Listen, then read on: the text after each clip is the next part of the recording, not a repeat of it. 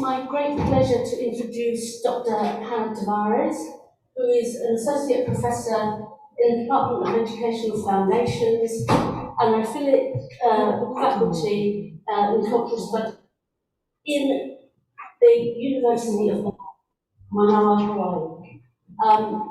She is also the recipient of the 2017 American Education Studies Association Critics' Choice Book Award. And I want to say that Hannah's work has been inspirational to us, and we've used some of her work in our reading groups that we have in CIA, particularly on issues of identity and difference. So her work has included some provocative work on gender and race, and she has undone many of the normative ways of thinking about these categories and provided alternative framings. So we very much welcome what Emma has to say to us. That's the line. And today she's going to talk to us on visualizing race, technologies of sentiment and psychological measurement in early 20th century territorial Hawaii. And interestingly enough, in her overview abstract of what this is about, it hits on things that we are looking at and studying and continue to think about in the Centre for International Education, which includes her talk today talks about vision as a selective sense in Western European epistemologies. And she also mentions modernity, marked by the proliferation of the visual. And in this seminar, she's going to talk about two key workers, or two authorities on photography and measurement. And they're both interested in the ways that they make visible certain socially charged issues about their subjects.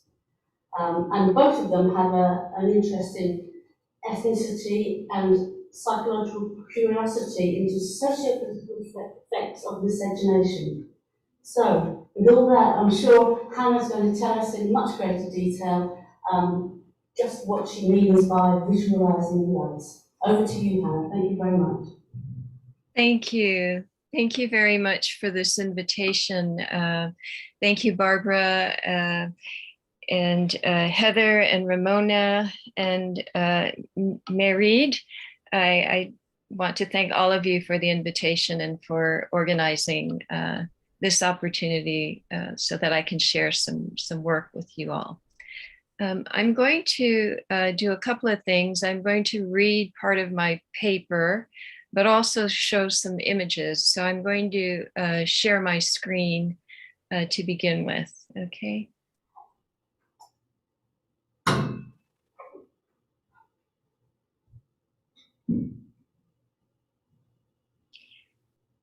Okay, the introduction of my talk, as Barbara said, is that vision is a selective sense in Western epistemologies.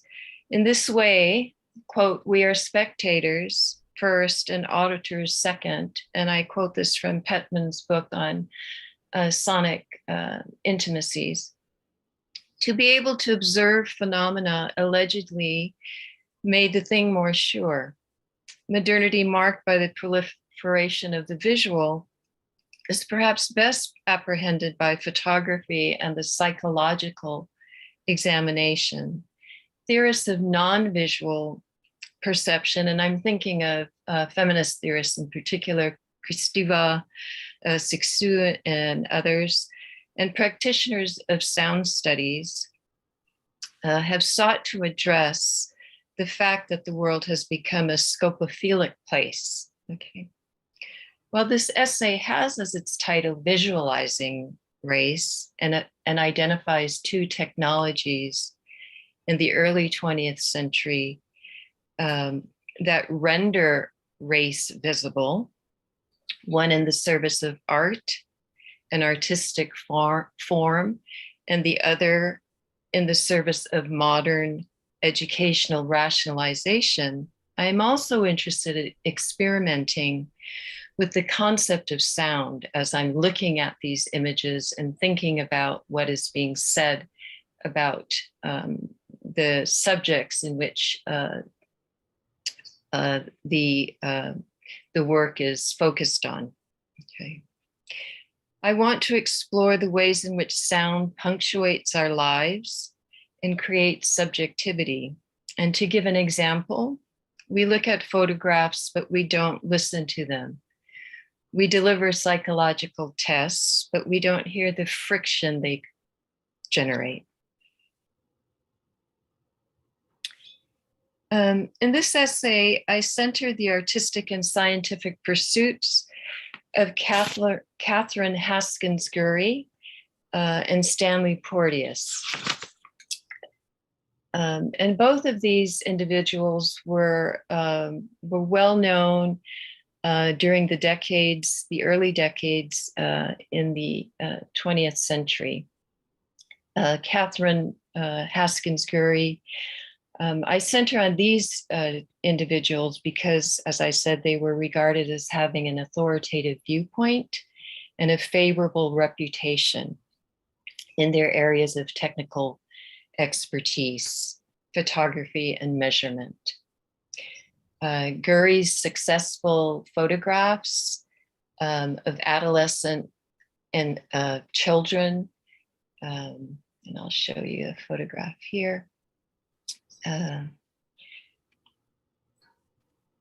of race mixing advanced, and this is my argument, an ambivalence toward white concern over diluted bloodlines and the prevailing social conventions and legal statutes against interracial sex that were prevalent in the early 20th century when the series of photographs were made and publicly displayed. Interracial sexual relationships have been a charged aspect of American culture, politics, and law since the beginning of Anglo-settler colonialism. In the United States, laws prohibited miscegenation, and they date back as early as 1661 and were common in many states in the United States. Until the United States Supreme Court declared those laws to be unconstitutional in 1967.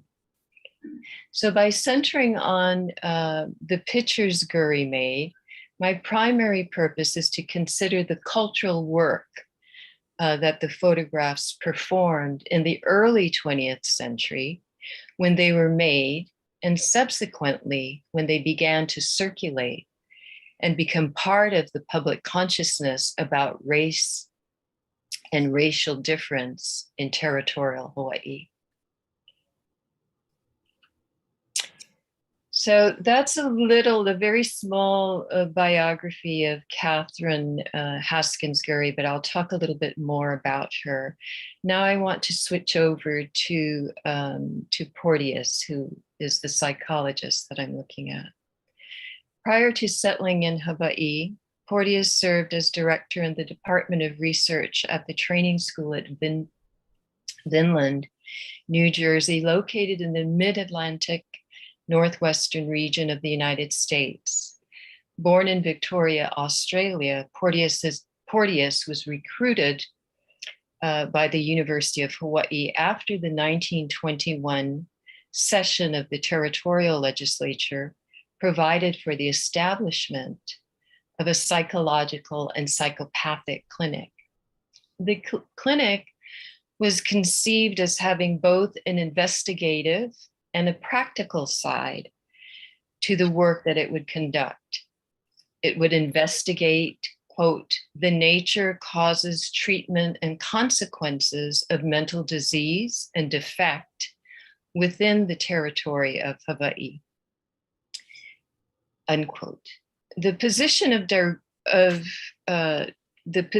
to direct this newly formed clinic was offered to Porteus by way of a positive recommendation from Howard Williams, who was serving the director of the California Bureau of juvenile research. And that was one of the first in the country devoted exclusively to research into the causes and consequences of delinquency and mental deficiency among children and adolescents. Williams finished his graduate work at Stanford under Elwood P. Cubberley, and many of you may know who that is, an expert in school administration, and L.M. Terman, developer of the Stanford Binet intelligence test, which is the American adaptation to the French Binet test. Williams was invited by the president of the university to survey the situation in Hawaii and to advise the university in the organization and the personnel for the clinic. It is worth noting that the expertise Williams provided from 1916 to 1938 can be found, his work can be found in the Journal of Delinquency, which the clinic in which he ran, it was their journal, which led to the introduction of psychometrics into the area of juvenile welfare. The CBJR, the institution where Williams worked, treated the state's correctional homes, schools, prisons, and detention halls. And I say this because it's really important to see the connection to Territorial Hawaii. The clinic was to undertake mental examinations at the request of the juvenile court, the Department of Public Instruction, the managers of the industrial schools, and other public institutions within the territory. So again, it mirrored very much what Williams was doing, the clinic that was to be set up in Hawaii. Okay, while the professional achievements of Gurrey and Porteus were oriented obviously toward different and driven, I should say, toward very different ends, my contention is that both individuals had one element in common, and that is to bring to the surface and make visible and speakable certain socially charged things about their subjects.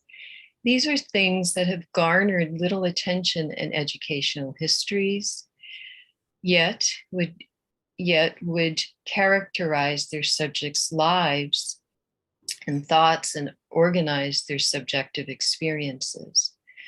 While my emphasis is not on the particular experiences of the identifiable youth,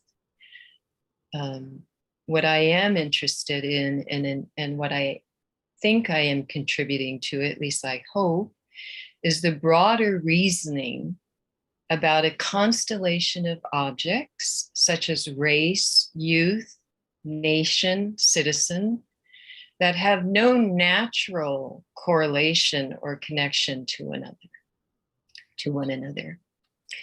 So Gurrey used the camera and a sensual aesthetic to shape the relationship between spectator and image. And Porteus used psychological investigations to uncover and reveal incipient delinquent traits and antisocial propensities.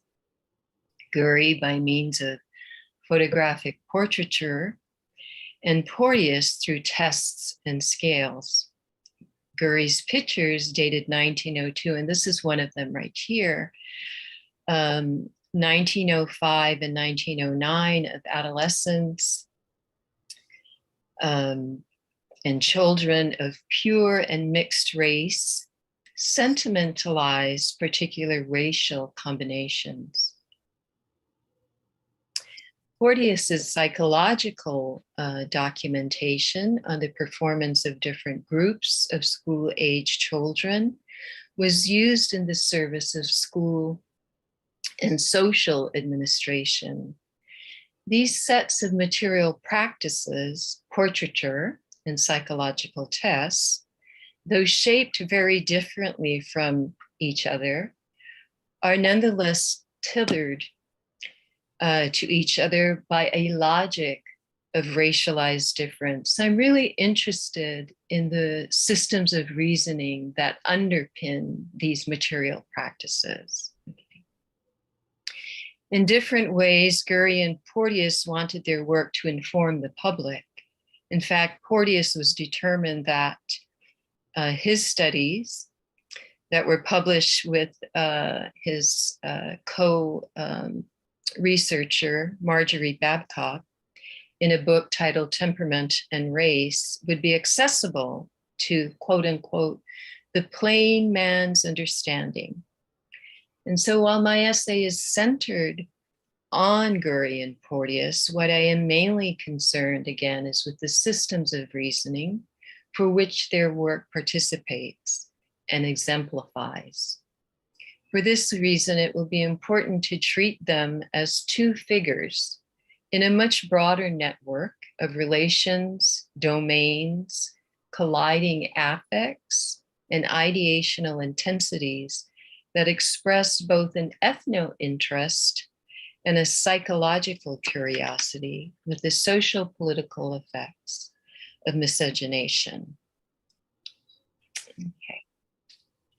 And I talk a little bit about the sound piece that I'm interested in, and I'm going to skip over that for now because there's so much material here, and I'll come back to it. But it's but I'm very much influenced by some work by Tina Camp, her book on listening to images, and also by Jennifer Stover, called The Sonic Color Line, Race and the Cultural Practices of Listening, which is a rift on W.E.B. Du Bois's work, The Sonic Color Line. And so I talk a little bit about that, in part to encourage exploring the sounds that linger in Gurrey's artistic portraiture and Porteus's scales of measurement. I want to pay attention to the forms of speaking that make their way into their art and psychological work. I am curious about the body's relation to their speech. How is the body made present or absent in their texts? And which bodies are made the focus of attention? Okay.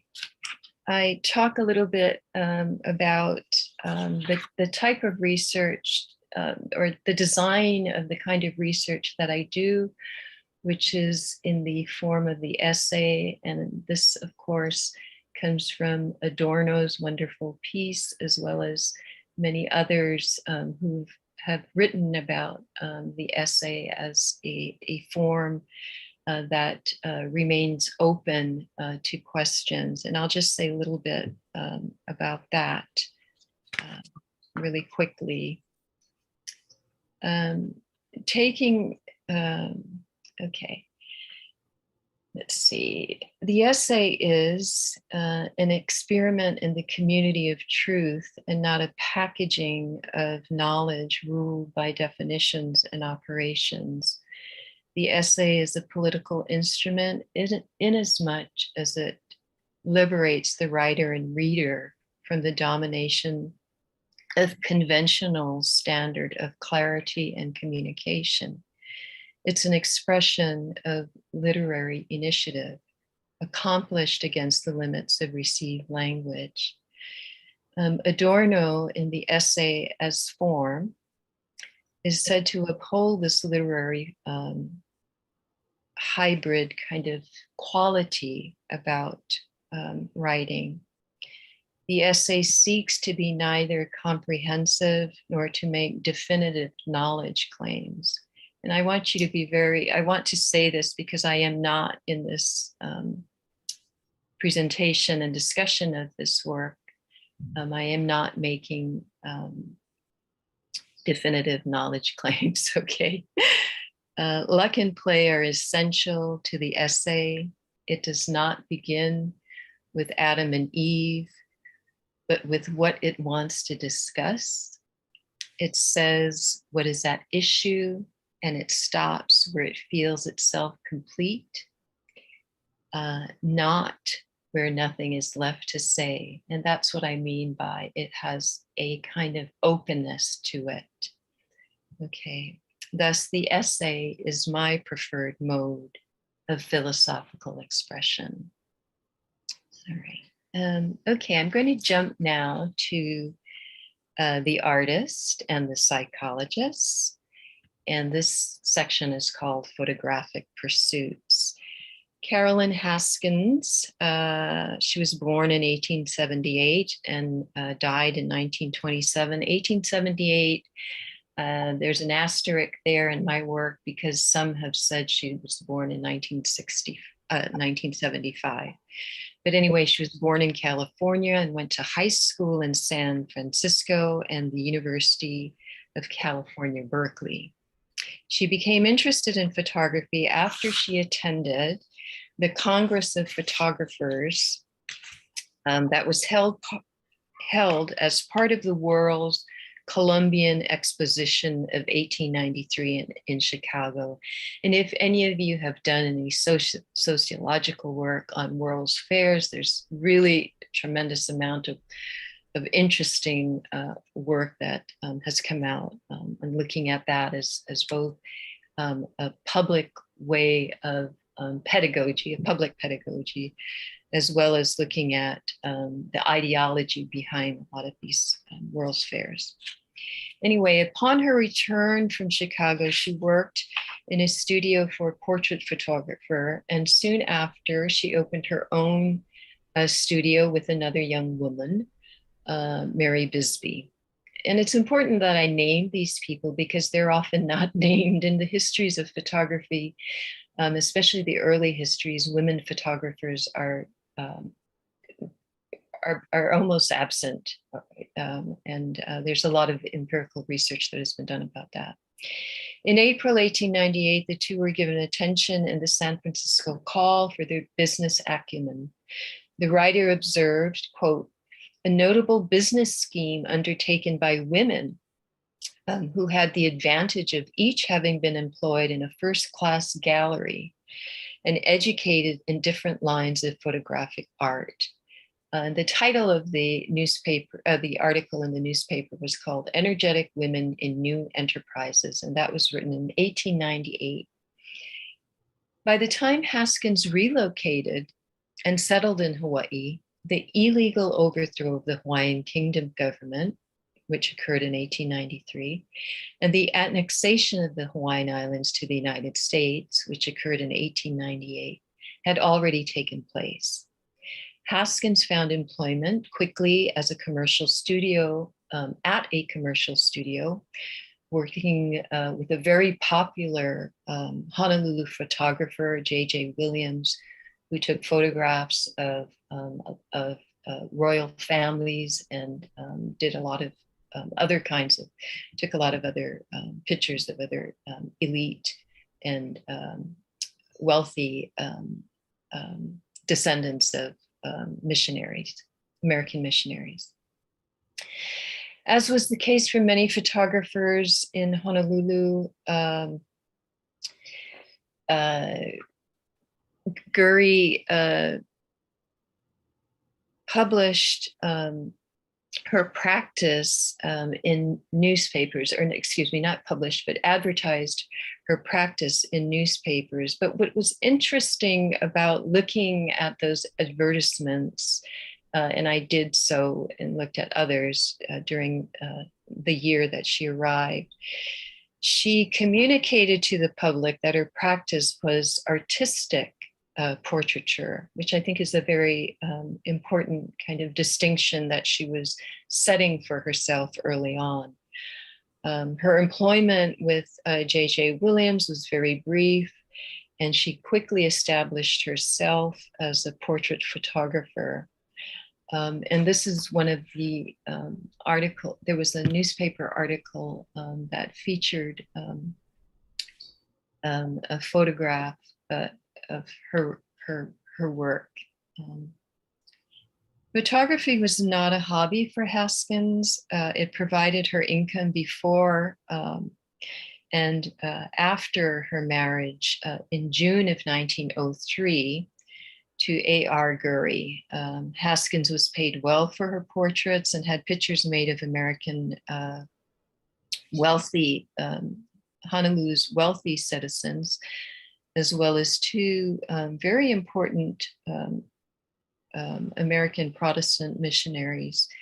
Both pictures are dated 1900, one of Sanford B. Dole, who was the leader of the 1893 overthrow of the Hawaiian government and became president of the provisional government from 1894 to 1900, and also was the first governor of the Territorial of Hawaiʻi from 1900 to 1903. So at that time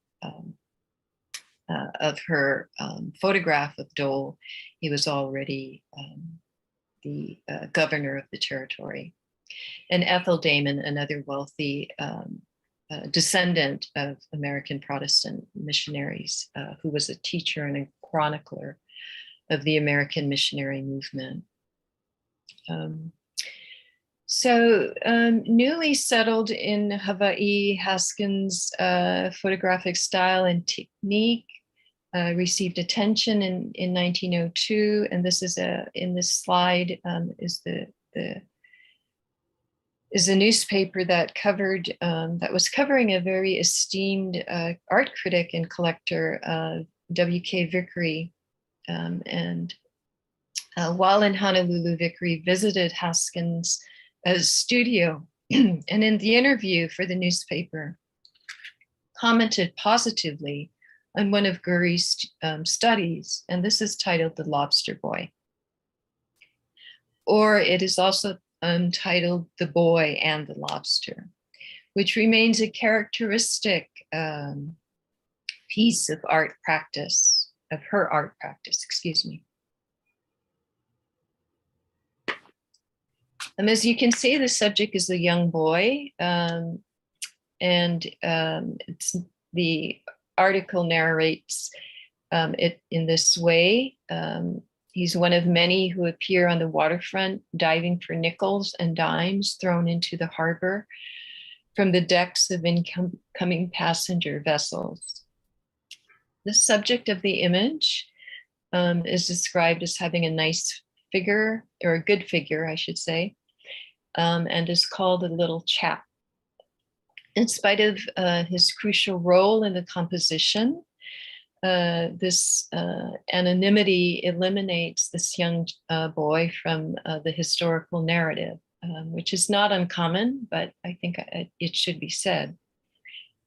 Vickery admired the flawless combination of its elements to the point of conjecturing, quote, "I don't know whether the Honolulu public fully appreciates Miss Haskins."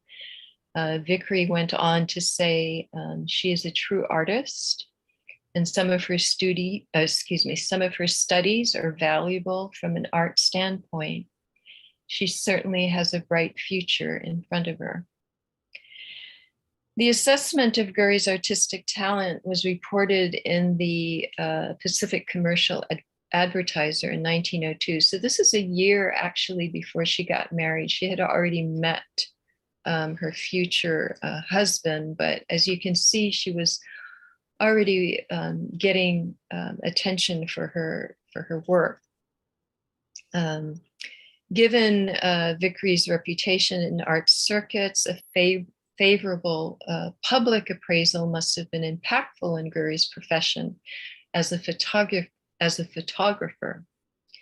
Curiously, though, in the years between 1903 and 1908, there was very little by way of news about Caroline Haskins Gurrey, now married, or her studio work. And from a feminist perspective, I'm very interested in why that's the case.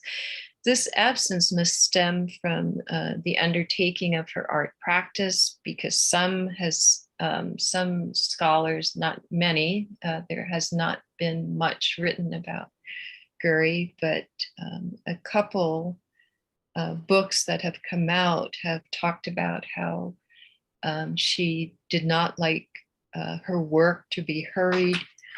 Often she would destroy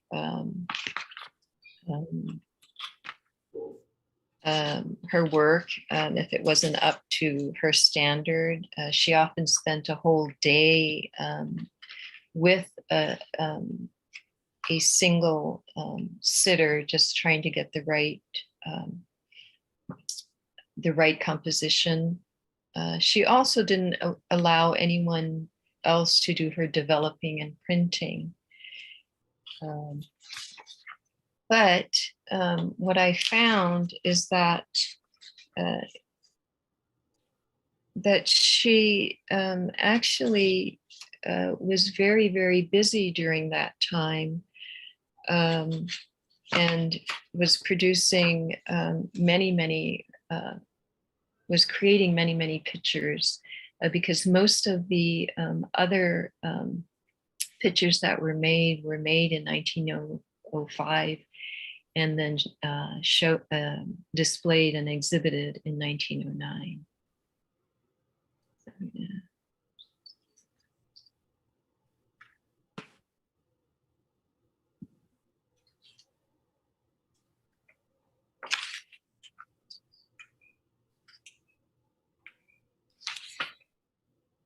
Okay, so in 1909, Gurrey made a series of 50 pictures of Hawaii's mixed race children, and these are just a few of them. One set of her Hawaiian types series is housed in the archives of the Library of Congress in Washington, D.C., and another at the Academy of Arts in Honolulu, which is now called the Honolulu Museum of Art. Okay. Gurrey's sitters were mostly selected from the Kamehameha schools, which was a school for Indigenous children. It isn't really clear how she was able to access the children. My sense is because of the social circles that she participated in, that was probably one of the ways in which that occurred. It has been said that often the children arrived, and I will use this expression, it has been said, because as I said earlier, Gurrey, there's almost nothing about what she has said. So far, there hasn't been any record of that. There is, I think, one book in which Lynn Davis interviewed people that had known her. But in terms of her own records, there's nothing to be found as of yet. Maybe they're hidden somewhere in someone's attic. But anyway, it has been said that the children would arrive at her studio dressed up. To appease the child and the parent, Gurrey would photograph the child that way, and then eventually would have the child remove their preen clothing and photograph them as she wanted. Her portraits of Hawaii's mixed race children earned her an invitation to display her work at two World's Fairs, the 1909 Alaska Yukon Pacific Exposition in Seattle, Washington, and the 1915 Panama Pacific International Exposition in San Francisco, California. And so these are some of the photographs. The titles include The Athlete. This is the athlete, the left.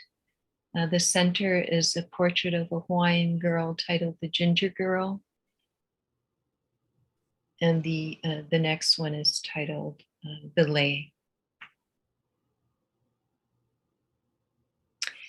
In 1909, in 1909, two papers had noted that Gurrey's photographs were being exhibited.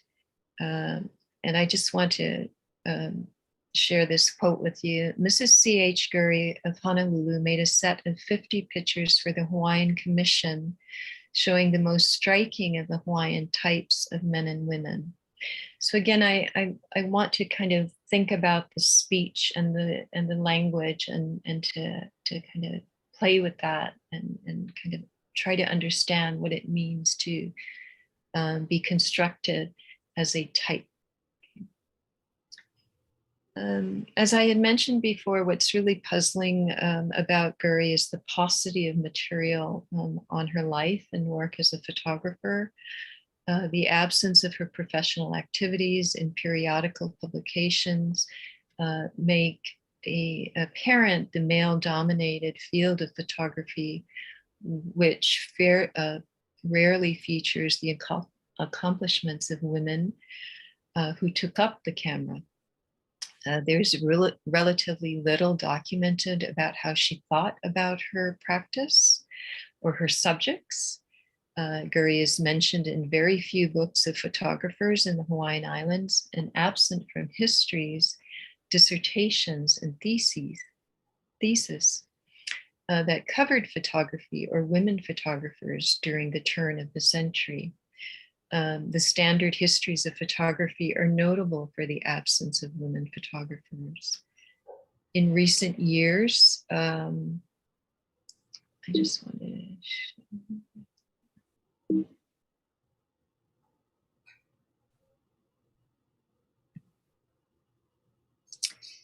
to in recent years, a small number of scholars have approached Gurrey's portraits by investigating the intentions behind them and drawing out how they were used in the flourishing eugenics movement. And I'm thinking of Annie Maxwell's work and Heather Waldrop. These are some of the kinds of headlines that was used to describe her work in 1914 and 1925. So you get a sense again of how her work was being described. But again, these ways of speaking about her work isn't something that I found that she said about her work. So that's a very interesting piece in all of this. Okay, I'm not going to say much about Maxwell and Waldrop's argument. I do want to say that their work has assisted my own research and thinking, but the tenor of my argument diverges from theirs. As a mixed race Hawaiian woman who has taken race making and the creation of racialized difference as the basis for my own investigations, I find Gurrey's portraits of Hawaii's mixed race youth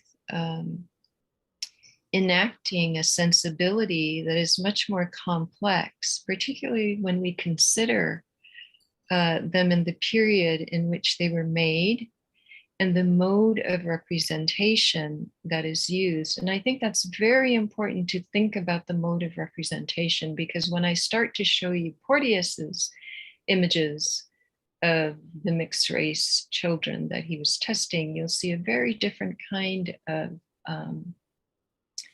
mode of representation. Okay. Okay. They were made here is where I think critical studies of sentimentalism are useful. In all artistic forms, it is widely acknowledged that notions of sentimentalism pose critical challenges to hierarchies and binaries. And I'm thinking here of June Howard's essay, What is Sentimentality? I would like to propose that Gurrey's portraits create a space to question the prevailing racist and nationalist assumptions of their day.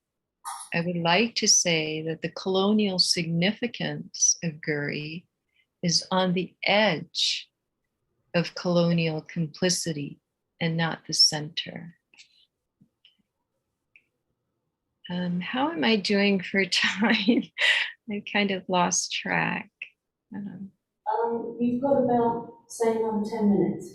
Okay, so I'm going to talk a little bit more about Porteus and maybe get into some of the, this is another photograph by Catherine Gurrey. And the way that it's described here relates to the conventions of, pictorialism.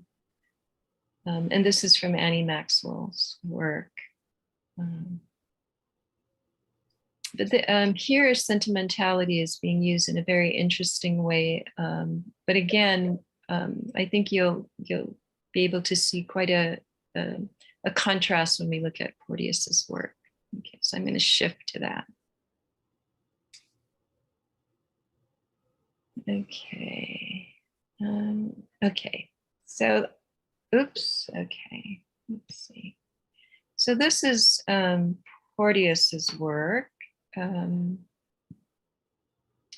Stanley Porteus was an expert in the handling and training of so-called defectives and created instruments like the social rating scale and the Porteus Maze test. And he published lots of books and research articles, much too many to list here, but to just give you a taste of what they were about. Here are some of them. And the book Temperament and Race with Marjorie Babcock are studies that he did in Territorial, Hawaiʻi, as the director of the psychological and psychopathic clinic. Okay. And this is a photograph that there are actually many photographs in his book. And what's interesting about them are only a few are credited to the photographer. This one is not.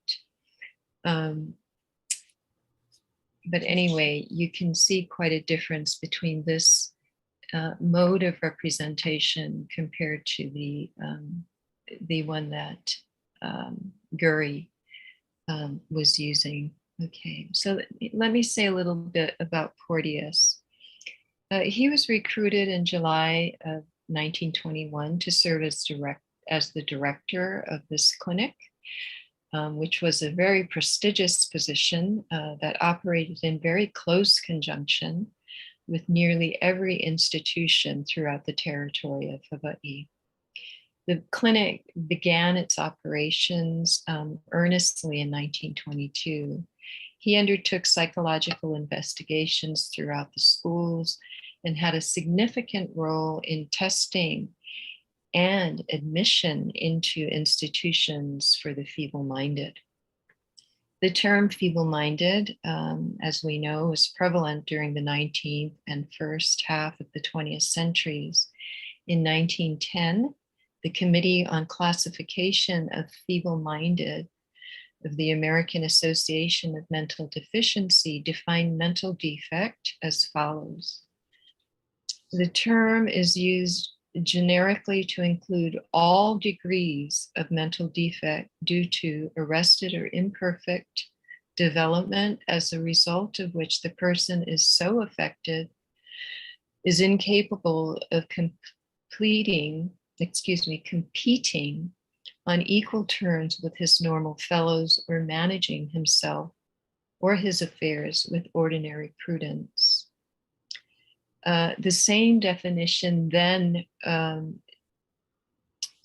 divided feeble-minded into three levels: idiots, imbeciles, and morons. And then there's more on that, okay?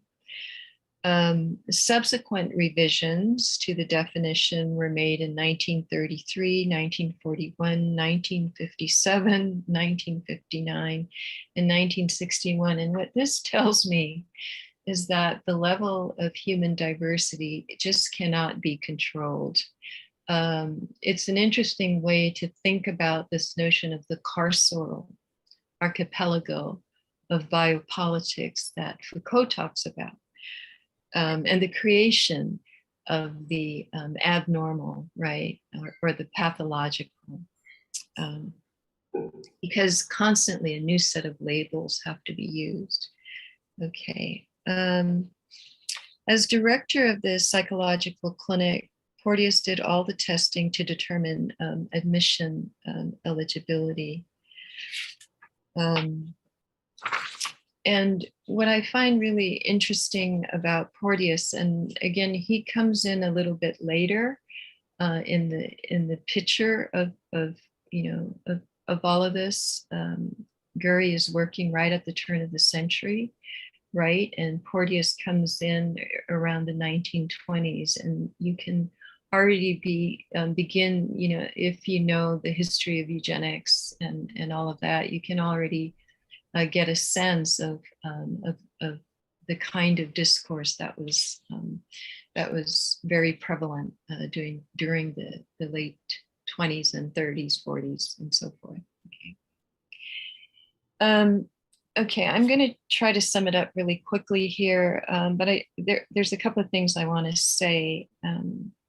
Okay, let's move down.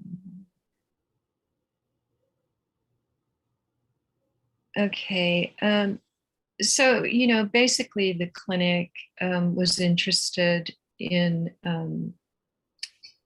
making certain very socially charged, what I call things visible. They said that psychopathy would reflect cultural and social economic differences, particular to the local population. They wanted more techniques to discover the extent of underlying emotional dysfunction, emotional instability, detection of delinquency in the formative years.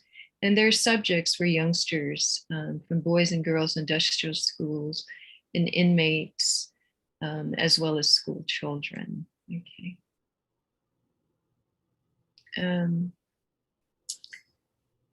Okay. Just one more thing before I close. The preoccupation of racial mixing in Hawaiʻi during the 1920s surfaced in Anglophone texts in naughty and complicated ways, at times in the service of eugenic claims about human fitness, at times to valorize interracial marriages and the making of a new race, and at times to preserve and protect the dying indigenous Hawaiians. For Porteus, it was a preoccupation with the purportedly negative effects that human migration brought. He publicly expressed concern over the racial constitution of America and warned that racial amalgam was already happening to the point that Americanization of the alien was improper, and a more appropriate description is the, quote, alienization of America.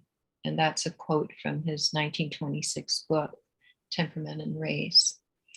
The pressing question for Porteus at the time was not the assimilation of foreign-born groups, but the scientific study of the racial elements inside, purportedly inside, right, foreign-born groups. Porteus wanted to bring to the surface and make identifiable the distinctive contributions of each racial group.